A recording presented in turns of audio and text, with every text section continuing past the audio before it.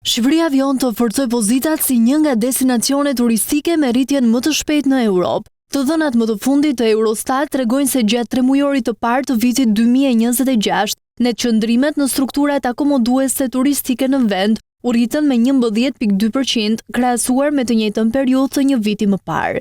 Në total, gjatë muajve janar-mars u regjistruan mbi 834.000 net qëndrime, ku më shumë se 526.000 prej tyre u realizua nga turistë të huaj, ndërsa rreth 309.000 nga vizitor vendas.